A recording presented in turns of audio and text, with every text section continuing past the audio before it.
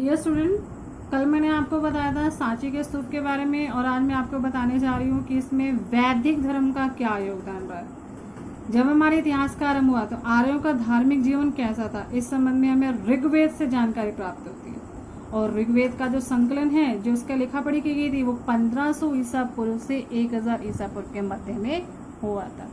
और इससे पता चलता है कि ऋग्वैदिक काल में जो आर्य जाति के लोग थे वो हमेशा सादा और पवित्र जीवन व्यतीत करते थे। तो ऋग्वैदिक काल में हमारा धार्मिक जीवन कैसा रहा, वो देखिए इसका वर्णन। धार्मिक जीवन की क्या विशेषता रही? पहला इसमें आपका प्रकृति की उपासना, यानी कि आर्य जाति के लोग ऋग्वेद में प्रकृति की उपासना करते थे। पेड़ पौधों की महत्व देना, पृथ्वी, देवी देवता उनके संबंध थे, भूमि से संबंधित थे, वायु से संबंधित और स्वर्ग से संबंधित, इन 3 वर्गों में इनके देवी देवताओं को माना गया। पृथ्वी, अग्नि, सोम, बृहस्पति, ये तो सारे देवता आते थे प्रथम वर्ग में।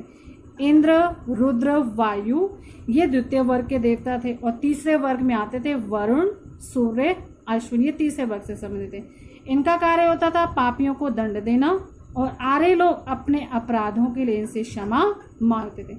आर्यों का दूसरा बड़ा देवता था इंद्र, अंडरलाइन कर लेना इसको सभी बच्चे। और इसे युद्ध तथा वर्षा का देवता भी समझा जाता था।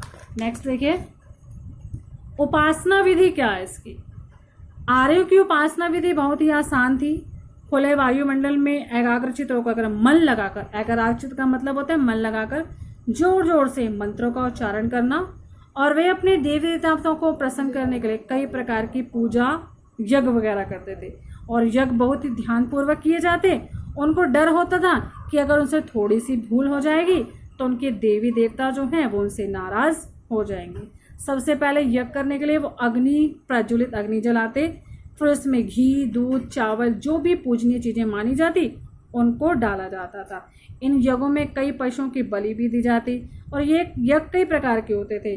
पारिवारिक स्तर को उन्नत बनाने के लिए बड़े बड़े यज्ञों की तैयारी की जाती थी, अंडरलाइन कर लेना ये। और यज्ञों में भारी भारी दान भी दिया जाता था। यज्ञों तथा बलियों का देना देवताओं को प्रसन्न करने के लिए किया जाता था, अंडरलाइन कर लेना इसको। इसके बाद देखिए सेकंड पॉइंट शुरू होता है इसका कि उत्तर वैदिक काल का धार्मिक जीवन कैसा था। ये तो था धार्मिक विधियां किस चीज को मानते थे, आगे है कि धार्मिक जीवन कैसा रहा। उत्तर वैदिक काल में धार्मिक जीवन में भी कई परिवर्तन आए। एक तो इनमें जो बाह्य आडंबर थे ना, उनका पूरी तरह से खत्म हो चुका था। पहले थे इसमें नए देवता। वैदिक काल में, ऋग्वैदिक काल में पूजे जाने वाले देवी देवता का महत्व कम हो गया, यानी कि जो लोग प्रकृति पर आधारित थे उन लोगों ने अब विष्णु और त्रिदेव, राम, विष्णु और शिव जी को पूजनीय माना। इस काल में कई नई देवताओं का आरंभ हुई।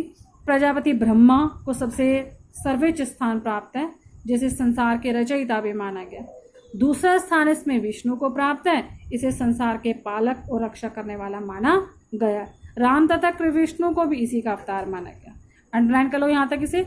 इस प्रकार आगे त्रिदेव का सिद्धांत का भी ब्रह्मा, विष्णु और महेश के रूप में पूजनीय माना जाता है। इसके बाद है धर्म में जटिलता, यानी कि धीरे धीरे इनमें जटिल कार्य भी होने लगे। उत्तर वैदिक काल में काफी धर्म जटिल हो गया। प्रत्येक व्यक्ति को जन्म से लेकर मृत्यु तक 40 संस्कार करने अवश्य माने जाते थे। जैसे कि ये यज्ञ करने से पहले अजटिल और भी ज्यादा जटिल हो गए। राजसूय यज्ञ कराना, अश्वमेघ यज्ञ कराना और वाजपेयी यज्ञ कराना वर्षों से चलते आ रहे थे। इन यज्ञों में बड़े बड़े पैमाने पर पशुओं की भारी बलि दी जाती थी। इसके कहते मानवों की बलि भी दी जाती थी। और इसमें यह बात ध्यान रखनी अवश्य योग्य है कि इसे कोई एक व्यक्ति नहीं कराता था, बल्कि समूह में या कोई किसी बड़ा राजा ही अपने कार्यों को पूरा कराने के लिए इसको कराता। जैसे कि अश्वमेघ यज्ञ के बारे में आप सब जानते ही हैं। इसलिए समाज में इनका प्रभुत्व, जो भी इनको कराता उनका प्रभुत्व ज्यादा बढ़ता गया। लास्ट है इसमें नए विश्वास क्या जुड़े उत्तर वैदिक काल में। उत्तर वैदिक काल में आर्यों के धार्मिक विश्वास भी नए उत्पन्न हुए। नए तप करने लगे। उनका कहना था कि जितना भी हम शरीर को जितना अधिक कष्ट देंगे वो उतना ही जल्दी हम मन पर नियंत्रण कर पाएंगे।